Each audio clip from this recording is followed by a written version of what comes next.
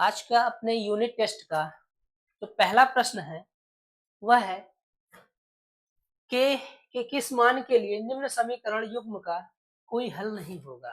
तो मेरे भाई हम पिछले दो वीडियो में दो यूनिट टेस्टों को देखा, तो अब उन यूनिट टेस्टों में आपका ये जो तीसरा यूनिट टेस्ट है कुछ और भी खास होने वाला है। बारी बारी से हम जैसे ही यूनिट टेस्ट लाते रहेंगे, आप इन सब यूनिट टेस्टों को अगर बेहतरीन ढंग से करेंगे खुद से भी प्रैक्टिस, तो 100% से इससे बाहर जाने वाले प्रश्नों में से नहीं मिलेगा आपको। तो चलिए हम इस यूनिट टेस्ट की शुरुआत करते हैं पहले प्रश्न से। तो यहाँ पे देखिए कह रहा है आपका पहला प्रश्न के किस मान के लिए निम्न समीकरण युग्म का कोई हल नहीं होगा। तो मेरे भाई हम यहाँ पे देखिए के का कोई वैल्यू फाइंड आउट करें। तो देखिए याद करिएगा, यहाँ पे देखिए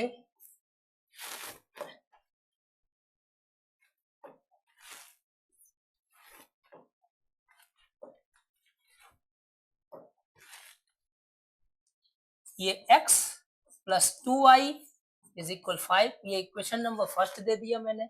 ये 3x plus ky is equal 15 दे दिया। इक्वल नहीं बल्कि ये क्या है आपका, ये प्लस में दे रखा है। तो यहाँ पे देखिए हम क्या करते हैं, ये प्लस 15 करते हैं, इज इक्वल कितना हो जाएगा आपका 0। तो यहाँ पे देखिए ये 3x plus ky is equal, ये ट्रांसफर जैसे ये रखा जाएगा ठीक उसी तरीके से इसको भी रखना है। अगर ये बराबर के इधर है तो हम इसको भी बराबर, या दोनों को हम इधर बराबर के इधर रख सकते हैं। ठीक, तो यहाँ पे देखिए हम रखेंगे, इधर ट्रांसफर करेंगे तो ये कितना 15 आ गया। तो ये समीकरण क्या हो गया, 2 हो गया। अब इसकी तुलना करते हैं हम लोग। जब तुलना करेंगे तो तुलना जब करेंगे किससे, a1x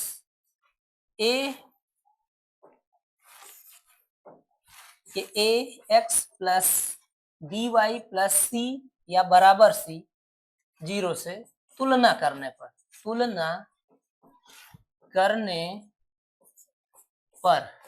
तुलना मेरे भाई करोगे तो ये a बराबर कितना है, देखिए a1 जब लिया जाएगा तो ये पहले समीकरण का यक्ष का गुणांक हो जाता है।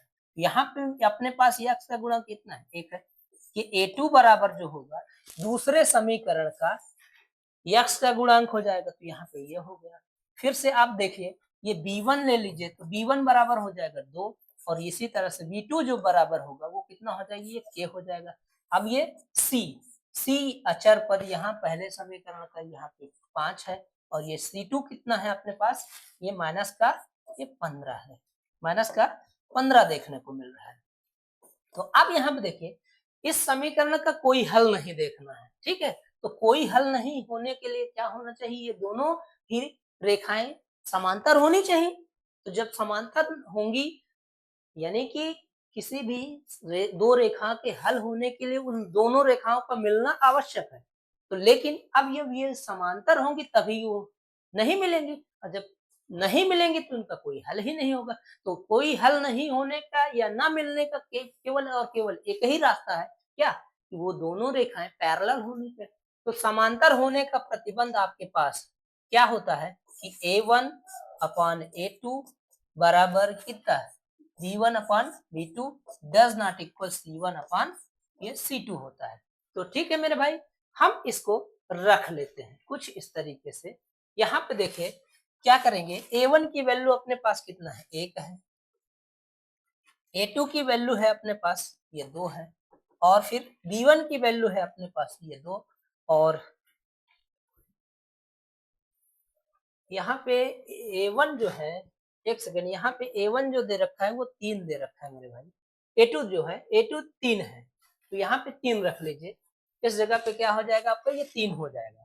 और b2 की वैल्यू, b1 की वैल्यू ये आपके पास 2 है, और b2 की वैल्यू कितनी है, k है। तो क्रॉस मल्टीप्लाई आप कर दीजिए तो आपका कितना बन जाएगा, k बराबर कितना, ये 6 आ जाएगा। ये आपका सोल्यूशन हो गया है, ठीक है। चलिए अगले प्रश्न पर हम लोग चर्चा करते हैं। अगला प्रश्न है आपके लिए, देखिए मेरे भाई कह रहा है कि यदि द्विघात बहुपद fx बराबर x square minus 8x plus के शून्यकों के वर्गों का योग 40 है, तब आपको क्या करना है, के फाइंड आउट करना है। चलिए, तो हम इस बहुपद का, ये बहुपद fx दे रखा है, fx इज इक्वल दे रखा है कितना, ये x square minus 8x plus ये k, ठीक है। तो अब ये दे रखा है, तो ये माना बहुपद के शून्यक अल्फा व बीटा है, ठीक है। तो अब यहाँ पे देखें, जब अल्फा प्लस बीटा देखूंगा मैं, तो शून्यकों का योग होता है माइनस में यक्स का गुणांक और बटे में यक्स स्क्वायर का गुणांक होता है। तो अब यहाँ पे देखो मेरे भाई, यक्स का गुणांक मेरे पास यहाँ पे माइनस का 8 है और यक्स स्क्वायर का गुणांक कितना है, 1 है। तो यहाँ आप रखेंगे तो ये अल्फा प्लस ये बीटा इज इक्वल कितना है, ये 8 आ जाएगा। समीकरण कितना हो गया, 1 हो गया। अब शून्यकों का गुणनफल देखेंगे, शून्यकों का गुणनफल अल्फा इंटू बीटा ये हो जाएगा। तो अचर पद बटे यक्स स्क्वायर का गुणांक होता है, ये हम लोगों ने पढ़ा। तो अचर पद में कितना है अपने पास, ये के दे रखा है, यहाँ पे रख लीजिए भाई मेरे, ये के बटे यहाँ पे एक लगे। तो अब यहाँ पे देखिए, ये इक्वेशन क्या हो गया आपका, सेकेंड हो गया। प्रश्न आपसे कह रहा है, देखिए प्रश्न क्या कह रहा है, प्रश्नानुसार। तो प्रश्न के आधार पर हम जब देखेंगे, तो मेरे भाई कह रहा है कि शून्यकों के वर्गों का जो योग है वो कितना है, 40 है। तो चलिए, शून्यक अल्फा स्क्वायर प्लस ये बीटा स्क्वायर इज इक्वल कितना दे रखा है आपका, ये 40 दे रखा है, पहले से दे रखा है। तो अब हम इसके आगे सॉल्यूशन देखेंगे। तो यहाँ पे देखिए, तो चलिए हम इसको देखते हैं इधर से। यहाँ पे देखिए, alpha square plus beta square की जगह मैं क्या रख सकता हूँ, ये अल्फा, हमें क्या है, इसे किस रूप में परिवर्तित कर देना है, ये योगफल और गुणनफल के रूप में से बदल देना है। तो अब यहाँ पे देखिए, alpha square plus beta square को मैं लिख सकता हूँ अल्फा प्लस बीटा का होल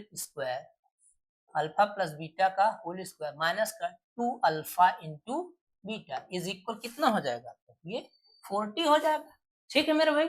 चलिए, अब यहाँ पे देखिए, अब इन वैल्यूओं को पुटअप कर दीजिए। तो यहाँ पे देखिए, अल्फा प्लस बीटा की जगह क्या रख सकते हो आप, 8 रख सकते हो। ये 8 का वर्ग कर देंगे मेरे भाई, यहाँ पे माइनस है, ये माइनस लगाया आपने, ये 2 गुणे यहाँ क्या है मेरे भाई, अल्फा इंटू बीटा की जगह कितना दे रखा है आपका, ये के दे रखा है, आप के रख दीजिए। तो यहाँ पे के रखा आपने, ये बराबर कितना बन गया आपका, ये 40 हो गया। तो ये 8 28 64 हो जाएगा, 8 का वर्ग करेंगे 64 आ जाएगा। और यहाँ पे ये 2 के हो गया, बराबर कितना, ये 40। यहाँ पे माइनस का 2 के इज इक्वल ये 40 माइनस ये क्या, ये 64। यहाँ पे आप जैसे ही यहाँ से घटेगा, ये कितना, ये 4 बचा, ये क्या 2 बचा, ये माइनस का। तो इस माइनस से इस माइनस को आपने क्या किया, कैंसिल कर दिया। ये 24 बटे कितना, ये 2 बराबर कितना हो जाएगा आपका, ये 12 हो जाएगा। ये इस तरीके से आपका प्रश्न सॉल्व होता है। तो ठीक है मेरे भाई, यहाँ पे ये सोल्यूशन क्लियर हो गया, ठीक। चलिए अगले प्रश्न पे हम लोग चर्चा करते हैं। अगला प्रश्न जो है आपका कह रहा है, देखिए इस यूनिट टेस्ट का ये तीसरा जो प्रश्न है, देखिए कुछ खास है। द्विघात समीकरण इतना 3√3 x square plus 10x plus √3 is equal 0 का विविक्तिकर पूछता है, ठीक है। तो विविक्तिकर कंफर्म है, कहीं ना कहीं से देखने को मिल ही जाता है पेपर में। तो इस प्रश्न को हम किस तरीके से सॉल्व करेंगे, ये देखिए आप लोग, ठीक है। तो यहाँ पे दिया है समीकरण कितना दे रखा है, ये 3√3 एक्स स्क्वायर प्लस 10x और ये प्लस √3 इज इक्वल कितना हो जाएगा भैया मेरे, ये 0 हो जाएगा। हम इसकी तुलना कर देते हैं, इसका जो व्यापक समीकरण है, ये ax square plus bx plus c is equal 0 से तुलना करने पर, तो तुलना मेरे भाई करोगे, तुलना करने पर, ठीक है। तुलना जैसे ही करेंगे तो देखिए एक्स स्क्वायर का गुणांक यहाँ a है, तो a बराबर क्या है आपके पास, ये 3 ये 3 है। b क्या है आपका, x का गुणांक है, तो b की यहाँ पे b बराबर हम क्या दे सकते हैं, ये 10 दे सकते हैं। सी अचर पद है, तो अचर पद सी बराबर कितना है अपने पास, ये √3 होता है। तो अब यहाँ पे देखिए विविक्त का d इज इक्वल होता है मेरे भाई ये b² माइनस 4ac, आपने पढ़ा होगा।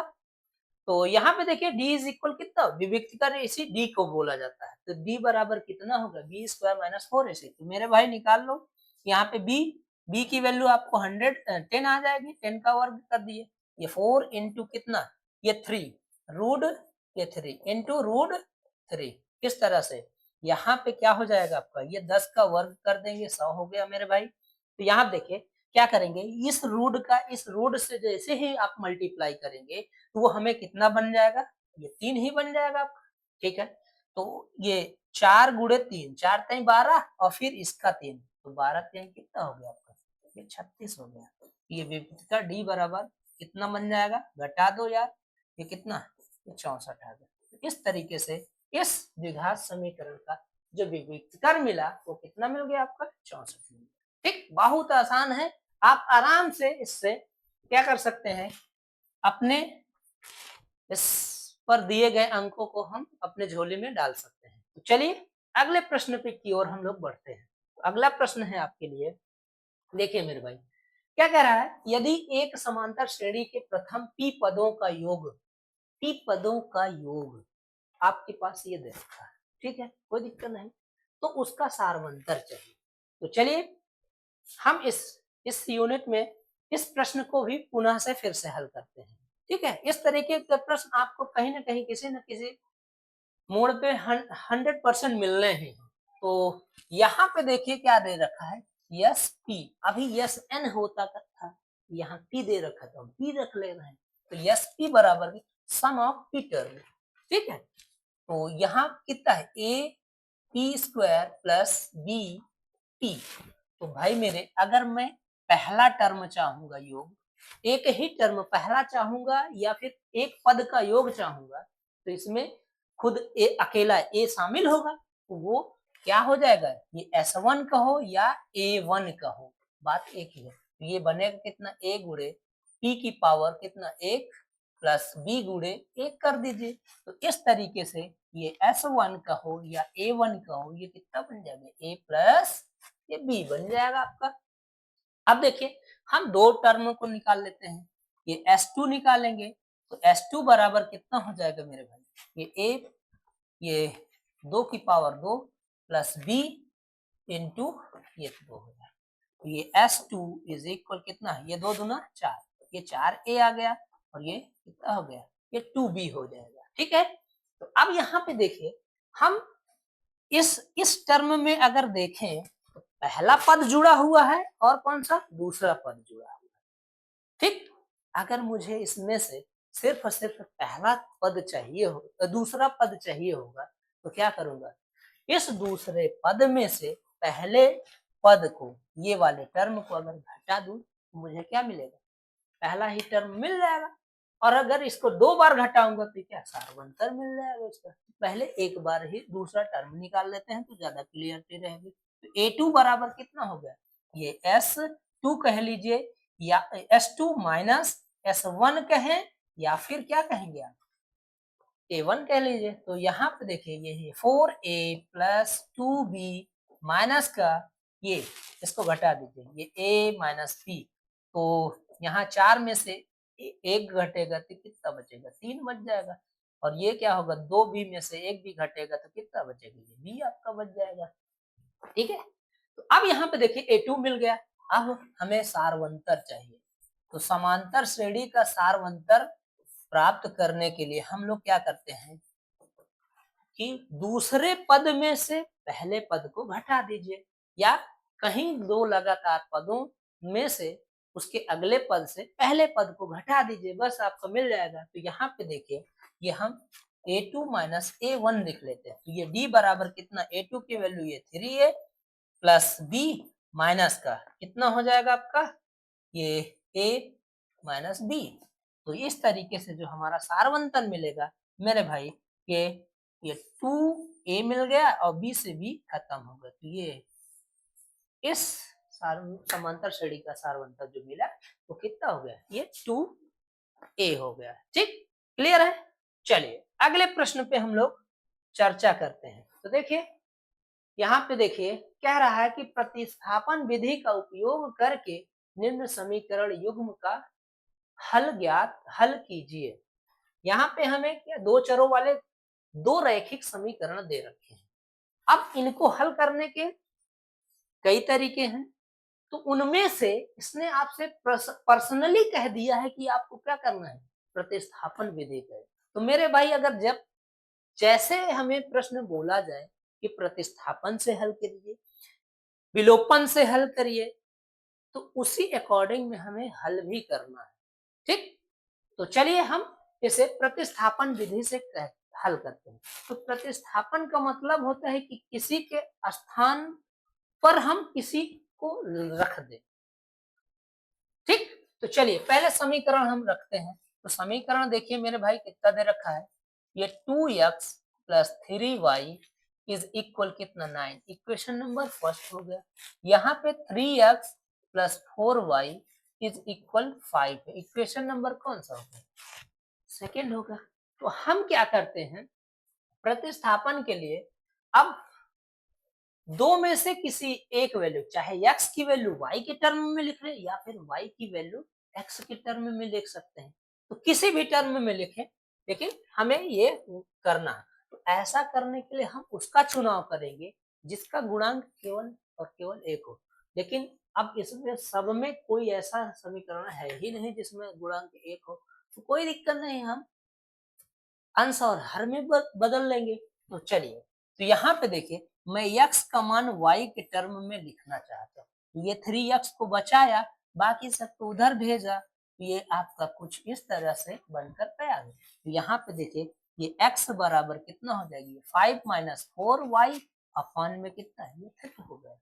ठीक, अब यहाँ पे देखो इस x की वैल्यू को हम पहला समीकरण से उठाए हैं, तो इसी को उठा के दूसरे समीकरण में रखेंगे, और दूसरे समीकरण को उठाएंगे तो ये पहले समीकरण को उठाएंगे तो दूसरे में रख दिया जाएगा। ठीक है मेरे भाई, तो चलिए रखते हैं इस वैल्यू को, इस x की वैल्यू समीकरण 1 से। तो समीकरण कौन सा उठा लेते हैं, 1 से। तो उठा लो मेरे भाई, क्या हो जाएगी, ये 2 गुणे x की वैल्यू का है अपने पास 5, 4y अपान में कितना 3 है, प्लस का ये 3y इज इक्वल कितना है, 9 है। तो अब यहाँ पे देखिए क्या करेंगे, ये एंट्री करा दो, तो ये 2 पंचे 10 हो जाएगा आपका, ये 10 हो गया, ये 2 चौको 8y हो गया, और बट्टे में कितना, ये 3 प्लस ये 3y बराबर कितना 9। तो यहाँ पे देखिए ये 10 माइनस 8y, और ये एलसीएम ले लिए हैं आप यहाँ पे, तो ये कितना हो गया, ये 9y हो गया, बराबर कितना, ये 9 हो गया आपका। तो यहाँ पे देखो 9y और ये माइनस का 8y है, तो घटेगा तो कितना बचेगा मेरे भाई अपने पास, ये y बचेगा। ठीक है, और ये यहाँ पे बटे में ही इधर मल्टीप्लाई कर दो, आप कितना हो जाएगा, 27 हो जाएगा आपका। ठीक, तो अब यहाँ पे देखिए आपका ये y इज इक्वल कितना हो जाएगी, 27 माइनस का उधर ट्रांसफर कर देंगे, आपका 10 हो जाएगा आपका। ठीक, तो ये y इज इक्वल कितना देखने को मिल जाएगा आपके पास, ये 17 हो जाएगा। ठीक, ये y की वैल्यू आ गई। अब इस y की वैल्यू हम कहीं भी उठाकर चाहे समीकरण 1 में रखें और चाहे 2 में रखें, हमें आंसर x का भी मिल जाएगा। तो हम क्या करते हैं, x की वैल्यू यहाँ पे रख देते हैं, तो y की वैल्यू यहाँ से रखते हैं, तो ये x आपको क्या मिल जाएगा। तो रख दो, यहाँ पे देखें तो x बराबर कितना हो जाएगा आपका, ये 5 माइनस 4 गुणे 17 बटे कितना, ये 3 है आपका। ये x बराबर देखने को क्या मिलेगा आपका, यहाँ पे 5 17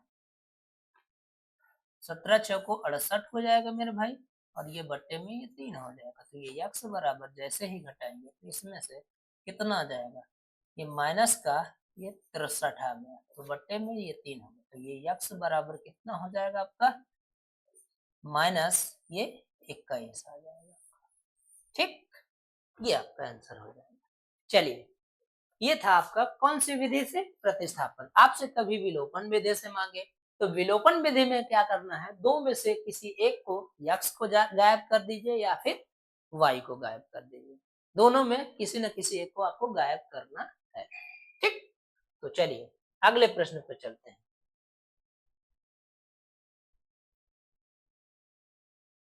चलिए देखिए अगला प्रश्न आपका कह रहा है कि गुणनखंड विधि का उपयोग करके x square plus 2√2x-6 is equal 0 को हल कीजिए। फैक्टराइजेशन मेथड से हल करना है। तो आइए हम लोग इसको सॉल्व करते हैं। तो ये x square plus 2√2x-6 is equal कितना है मेरे भाई, 0 है। ठीक, तो अब चलिए हम लोग क्या करते हैं, हम लोग गुणनखंड विधि से हल ढेर सारे प्रश्नों को किए हैं, प्रैक्टिस किया है। तो यहाँ पे देखिए कुछ हम इसे ऐसे इसे परिवर्तित कर दें कि यहाँ पे देखिए ये चिन्ह है, अगर माइनस है यहाँ पे क्या घटाने पे हमें 2 रूट कितना मिल जाना चाहिए, 2 मिल जाना चाहिए, और गुणा कर दिया जाए तो ये हमें यहाँ पे जो एक्स स्क्वायर का गुणांक है और यहाँ अक्षरफल, इन दोनों का गुणनफल मिल जाए। तो चलिए ऐसा करते हैं हम लोग, ये एक्स स्क्वायर प्लस मैं अगर ये 3√2 में से ये √2 को घटाऊंगा तो कितना बचेगा मेरे भाई, 2√2 बचेगा। तो अब इन दोनों को आपस में गुणा जैसे ही करूंगा तो √2 का √2 से गुणा किया तो कितना बन जाएगा आपका, 2 बचेगा। 2 गुणे क्या 3 कर दिया, सीधा सीधा हमारा क्या बन जाएगा, ये कुछ ऐसे हो गया। अब यहाँ पे देखिए अगली लाइन में है, यहाँ पे हम इसका एंट्री करा देते, इस यक्स को मल्टीप्लाई कर देते, ये √2x। अब इस वैल्यू को हम क्या लिख सकते हैं, यहाँ पे 3, ये √2 और ये √2, कुछ इस तरीके से इस 6 को हम लिख सकते हैं। ठीक, 6 को लिख दिया। अब यहाँ पे 2 का पेयर बना लीजिए मेरे भाई। तो जैसे ही 2 का पेयर बनाएंगे तो दोनों में जो मिल रहा है कॉमन उसे ले लेते हैं। ठीक है, तो यहाँ पे मुझे देखने को मिला कितना यक्स मिला, तो यहाँ यक्स, तो ये एक यक्स बच गया, ये 3 रूट कितना बच गया, ये 2 बच गया, माइनस का यहाँ 2 √2 में कॉमन ले लीजिए, ये बचे कितना यक्स प्लस ये 3 √2 हो जाएगा। कुछ इस तरीके से अब बराबर में कितना रहेगा आपका, ये 0 रहेगा। तो दोनों में क्या कॉमन दिख रहा है आपको, यक्स प्लस 3√2 कॉमन दिख रहा है, तो यहाँ पे बचेगा यक्स माइनस √2 बराबर कितना 0। तो अब इसको एक बार 0 के साथ ले लीजिए, एक बार इसको 0 के साथ ले लीजिए, आपका सोल्यूशन हो जाएगा। तो यहाँ पे देखिए यक्स प्लस ये 3√2 इज इक्वल 0, तो ये यक्स बराबर ये इधर प्लस में उधर जाएगा, ट्रांसफर कर देंगे माइनस में, 3√2। अब दूसरा वाला जो है x माइनस √2 बराबर 0, ये x बराबर कितना बन जाएगा आपका, ये √2। तो इसके जो सॉल्यूशन बने आपका, ये एक पहला सॉल्यूशन ये हो गया, ये पहला सॉल्यूशन देखने को मिला, और ये आपका क्या हो गया, ये दूसरा सॉल्यूशन हो गया। ठीक, तो चलिए अगले प्रश्न की ओर हम लोग बढ़ते हैं। अगला प्रश्न देखिए आपसे कह रहा है, देखिए कह रहा है कि 250 से 1000 तक 3 से भाज्य प्राकृतिक संख्याओं का योगफल ज्ञात कीजिए। ठीक, तो ठीक है, ये समांतर श्रेणी में हम लोगों का होता है, हम इसे आराम से कर सकते हैं। तो 3 से भाज्य संख्या, उन्हीं संख्याओं को चुनाव करना है जो 3 से भाज्य हो रहे हैं। तो अब यहाँ पे देखिए कि 3 से भाज्य होने वाली पहली संख्या कौन सी है। ठीक, तो 250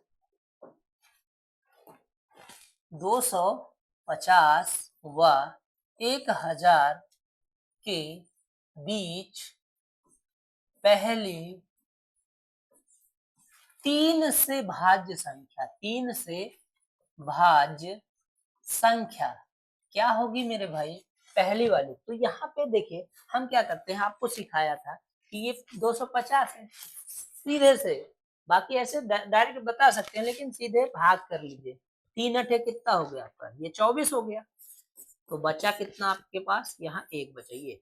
अब जैसे ही मैंने 3 बार लिया, 3 बार लेंगे तो ये छोटा आ जाएगा, हमें इसके आगे चलना है। तो इस वजह से हम एक बार और बढ़ा लेते हैं। ये कितना हो जाएगा आपका, ये 3 चौक 12 हो गया। अगर यहाँ पे ये 2 एक्स्ट्रा इसके साथ होता तो क्या होता है मेरे भाई, 3 से कट जाता ना। तो लिख दीजिए यहाँ पे कितना हो जाएगा, ये पहले जो संख्या होगी 2 इसमें जोड़ कर 252 पहली संख्या, ठीक। और अंतिम संख्या क्या होगी, यहाँ पे ले लीजिए अंतिम संख्या। जो अंतिम संख्या होगी मेरे भाई वो कितना हो जाएगी, तो 1000 को क्या करो कि भाग करो कितने से, 3 से। देखिए जब 1000 को भाग किया मैंने 3 से तो कितना मिलेगा, 3 त्रिकाई 9 मिल गया, एक आया ये, 3 त्रिकाई 9 मिल गया, एक आया ये, फिर 0, 3 त्रिकाई 9 और एक बच गया। अगर एक इसमें से नहीं होता तो हो जाता, तो एक घटा लीजिए तो कितना हो जाएगा आपका, ये 999 हो जाएगा आपका, ठीक है। अब इस तरीके से 250 से 1000 के बीच हमें 3 से भाज्य होने वाली जो कुल संख्याएं मिलेंगी, यही इन्हीं पूर्णांकों को उठा लीजिए, ठीक है। तो चलिए ये, या फिर हम nवां पद का फार्मूला लगा करके निकाल सकते हैं, nवां पद निकालें उसके बाद फिर हल करें। लेकिन सीधा सीधा हमारा ये जो n निकलेगा वो कितना निकलेगा आपका, ये 300। पूर्णांक को ले भाग करिए आप, उसके बाद पूर्णांक को ले लेंगे। लेकिन यहाँ पे देखिए ये क्या है, 1 से कहां तक निकल आया आपका, 1 से निकलेगा, ये 1 से लेकर के 1000 के बीच का निकला। तो इस तरीके से हम थोड़ा से हम पदों की संख्या जो n लेंगे हम उसी तरह निकाल लेते हैं, भाग करके हम nवां पद निकाल लेते हैं, ठीक है। तो यहाँ पे देखिए nवां पद के लिए माना पदों की संख्या कितनी है भैया, n है, ठीक है। तो चलिए निकालते हैं इसको। तो nवां पद बराबर कितना हो जाएगा, nवां पद यानी कि लास्ट वाला टर्म हो जाएगा जी, a plus n minus 1 into कितना है, ये d है। तो यहाँ पे आपका कितना दिखा है, 999 है, a कितना है आपका 252 है, प्लस n माइनस 1 कितना है इंटू d की वैल्यू क्या है, यही जो भाज्य है यही अंतर हो जाएगा, 3 का अंतर है। तो देख लीजिए आप 3 का। यहाँ से देखिए 3 से हम इसमें सब में डिवाइड कर देते हैं, ये जैसे ही इस 3 से काटा तो यहाँ पे क्या बचेगा आपका, 3 अठे 24 बचा, 3 चौक 12 बचा। यहाँ पे क्या बचेगा, ये 3 3 3, ये 3 हो जाएगा आपका। तो अब यहाँ पे देखिए ये 333, इसको इधर ट्रांसफर कर लीजिए, ये आपका 84 हो गया, बराबर का कितना हो जाएगा, n माइनस 1 हो जाएगा, ठीक है। तो यहाँ घटा दीजिए आप, कितना आ जाएगा, 13 में से 4 घटेगा ये 9 बचा, और यहाँ 12 में से 8 घटेगा ये 4 बच जाएगा, और फिर यहाँ पे क्या है 2 बच गया। अब इस तरीके से ये इस 1 को इधर ट्रांसफर जब करोगे आप तो कितना मिल जाएगा आपका, यहाँ पे देखिए ये प्लस का मिल जाएगा तो ये n आ गया। तो n बराबर हमारे पास कितना मिल गया, कुल 250 टर्म मिल गया है, ठीक। अब हमें योग कर लेना है, आता है, कह दीजिए कि 250 व 1000 के बीच, 250 और 1000 के बीच 3 से भाज्य संख्याओं का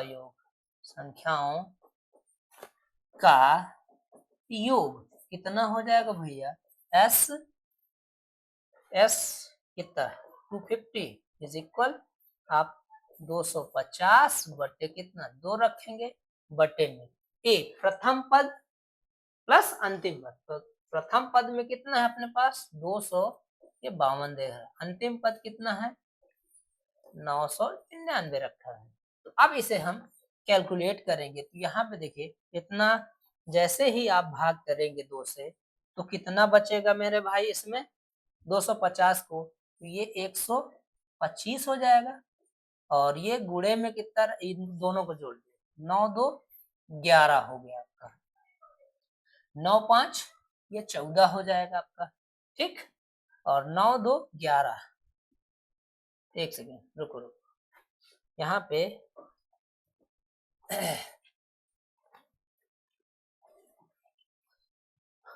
9 2 11, 9 5 14 1 15 हो जाएगा, 9 2 11 1 ये 12 हो जाएगा। इसे आप मल्टीप्लाई कर देंगे, आपका आंसर बन जाएगा, ठीक है। चलिए अब मल्टीप्लाई आप लोग खुद कर लीजिएगा, आंसर आ जाएगा। चलिए अगले प्रश्न पर हम लोग चर्चा करते हैं। तो अगला प्रश्न जो है मेरे भाई, देखिए क्या दे रखा है, कह रहा है दो संख्याओं का योग 35 है व उनका अंतर कितना है, 13 है। कोई ऐसी दो संख्याएं हैं, उन दोनों का योगफल कितना है, 35 दे रखा है और अंतर जो दे रखा है 13 है, तब उन संख्याओं को आपको फाइंड आउट करना है। तो मेरे भाई इसे हम दो चरों वाले रैखिक समीकरण से भी हल कर सकते हैं, और हाँ, दो चरों वाला रैखिक समीकरण आसान लगेगा, क्यों, क्योंकि हम लोगों ने इसे सीखा है। बाकी डायरेक्ट आपको बताना है, आप सर्च कर सकते हैं, आराम से बता सकते हैं, थोड़ा सा माइंड पर जोर डालेंगे बिल्कुल निकल आएगा। तो यहाँ देखिए, माना पहली संख्या कितनी है मेरे भाई, x है, और दूसरी क्या ले लेते हैं, y। तो प्रश्न क्या कह रहा है कि x प्लस वाई बराबर कितना दे रखा है, ये 35 दे रखा है, इक्वेशन नंबर फर्स्ट। अब पहली संख्या दोनों का जो अंतर दे रखा है वो कितना दे रहा है, ये 13 दे रखा है, हमने 13 ले लिया। अब यहाँ पे विलोपन विधि लगा दीजिए। विलोपन विधि में क्या करें, समीकरण एक को गायब करना है। तो यहाँ पे देखो गुणांक किसका बराबर, तो यहाँ पे प्लस यहाँ माइनस है, हम क्या इन दोनों को जोड़ देते हैं, गायब हो जाएगी। समीकरण एक प्लस समीकरण दो कर दीजिए। तो जैसे ही आप एक और दो को जोड़ेंगे तो देखो मेरे भाई, यहाँ पे ये यक्स है, यक्स यक्स मिलकर कितना हो गया, ये 2x हो गया, प्लस वाई है माइनस वाई है, तो ये गायब हो जाएगा। यहाँ पे देखो 5 3 8 हो गया, 3 1 4 हो जाएगा, कुछ इस तरीके से पढ़। यक्स बराबर मेरे भाई कितना हो जाएगा, 2 से भाग कर दो ना यार, ये कितना 24 हो गया, तो ये 24 बन जाएगा आपका, ठीक, ये 24 हो गया। अब इसी 24 को हम कहा समीकरण 1 2 में कहीं भी लिख लें, समीकरण 1 में x बराबर 24 रखने पर, तो रख दो मेरे भाई समीकरण 1 में, तो यहाँ पे आया क्या 24 प्लस वाई बराबर कितना 35 हो गया। ये y इज इक्वल कितना, ये 35 माइनस 24, तो घटा दो मेरे भाई कितना आ जाएगी, ये एक बचा और यहाँ पे भी एक बचा, तो ये y की वैल्यू कितनी आ गई, ठीक। तो पहले एक जो पहली संख्या है, छोटी संख्या 11 और बड़ी संख्या कितनी हो जाएगी, ये 24 हो जाएगी, ठीक है। चलिए अगले प्रश्न पे हम लोग चर्चा करते हैं। चलिए अगला प्रश्न आपके लिए क्या कह रहा है, देखिए निम्न रैखिक समीकरणों के युग्मों को प्रतिस्थापन विधि से हल कीजिए। अभी अभी पहले प्रश्न हम लोगों ने हल किया था, तो इसको भी प्रतिस्थापन विधि से हल करने का प्रयास करते हैं। तो पहला जो समीकरण दे रखा है x plus 2y is equal 19 है, इक्वेशन नंबर फर्स्ट दे दो। ये minus x plus 2y is equal कितना है मेरे भाई, 1 दे दीजिए। समीकरण क्या, तो यहाँ मैंने आपको बताया कि x का मान y के टर्म में रख दीजिए या y का मान x के टर्म में रख दीजिए, किसी भी तरीके से रखेंगे आपका आंसर आना तय है, ठीक।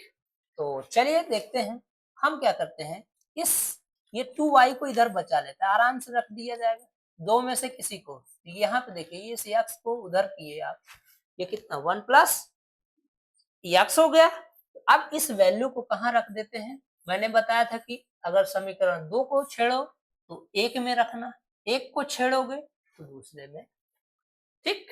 तो यहाँ पे हमने क्या 2 को छेड़ा, तो हम इस समीकरण को ये वैल्यू कहाँ समीकरण 1 में रखने पर, तो रख दो मेरे भाई, 2y की जगह कितना रख सकते हैं 1 प्लस एक्स, तो रख दीजिए 1 प्लस एक्स इज इक्वल कितना, ये 19 हो गया, तो x x मिलकर कितना हो गया, ये 2x हो गया। इस 1 को उधर ट्रांसफर कर दीजिए, जैसे ही ट्रांसफर करेंगे 19 माइनस 1 बच जाएगा, 19 में से जब 1 घटाओगे तो कितना बचेगा 18 बच जाएगा। यक्स बराबर कितना हो गया आपका, ये 9 हो गया। ये यक्स की वैल्यू फाइंड आउट हो गई। अब हम क्या करते हैं, यक्स बराबर 9, अब चाहे समीकरण 1 में चाहे 2 में कहीं भी रख दीजिए, आपका आराम से बन जाएगा।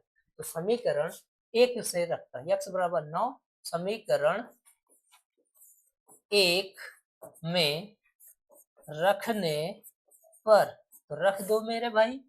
जैसे ही आप रखेंगे ये 9 प्लस 2y इज इक्वल कितना हो गया आपका, 19 है। ये 19 दे रखा है, तो ये 2y इज इक्वल कितना है, ये 19 माइनस 9, तो ये आपका बनेगा क्या, 2y इज इक्वल, ये 10 हो जाएगा, तो y इज इक्वल कितना, 10/2 हो गया, तो y इज इक्वल कितना, 5 आपका आंसर। ठीक, तो ये आपका आंसर हो जाएगा। चलिए हम अगले प्रश्न पर चर्चा करते हैं। देखिए अगला प्रश्न है आपका, 2 अंकों का योग 8 है तथा उनके व्युत्क्रमों का योग 8/15 है, तो उन अंकों को ही ज्ञात करना है, या संख्याओं को ही उनको ज्ञात करना है। तो चलिए मेरे भाई फाइंड आउट करते हैं। तो कोई अंक ऐसे डायरेक्ट बताना है तो 5 और 3 हो जाएगा आपका सीधा सीधा, या 3 5 कह लीजिए। चलिए देखिए, माना पहला अंक कितना है, या पहली संख्या क्या है, यक्स है, तो दूसरा क्या होगा मेरे भाई, यहाँ पे देखिए दूसरा जो बनेगा वो बनेगा आपका, ये 8 में से अगर पहले वाले अंक को घटा दोगे तो बन जाएगा, क्यों, इन दोनों को जोड़ के हमारा 8 आ जाते हैं। तो प्रश्न क्या कह रहा है, दूसरी शर्त क्या कह रही है, द्वितीय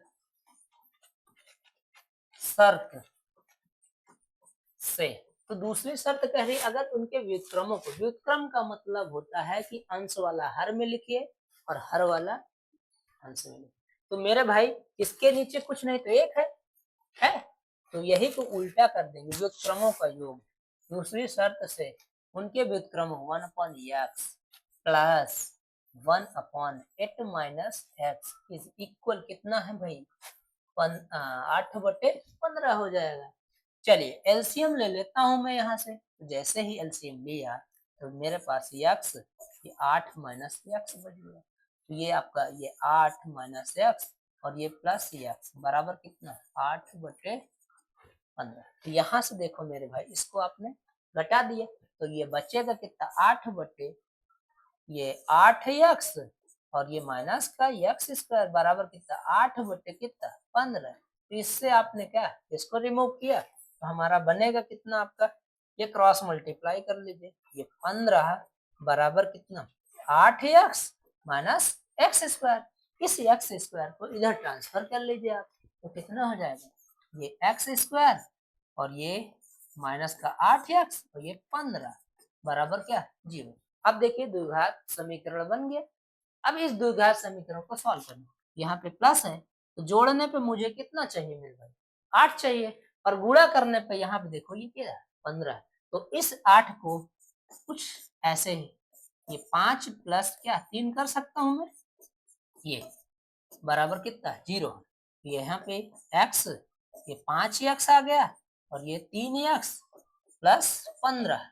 तो अब इस तरीके से दो तो जोड़ा बना लीजिए। तो यहाँ से देखिए क्या कॉमन दिख रहा है अपने आप को, ये मेरे मुझे देख रहा है वो यक्स दिख रहा है, यक्स जैसे ही बाहर गया ये कितना यक्स माइनस 5, यहाँ से देखो माइनस का 3 कॉमन दिख रहा है, ये यक्स माइनस कितना हो गया 5 बराबर कितना, ये 0 बराबर ये 0 रखे, पूरे में क्या कॉमन दिख रहा है, यक्स माइनस 5 और ये यक्स माइनस 3 इज इक्वल कितना है। तो इस तरीके से ये x लिया तो 5 हो गया और एक x बराबर कितना हो गया, 3 हो गया। तो अब यहाँ पे देखिए जब x बराबर 5 लेंगे तो पहला पद 5 लिए तो दूसरा 3 आ गया, और जब यही वो x यहाँ पे माइनस नहीं बल्कि प्लस होगा, यहाँ पे ये प्लस 3 होगा। ठीक, तो पहले ये दोनों संख्याएं कितनी होगी, एक 5 हो जाएगी और एक 3 हो जाएगी। ठीक, चलिए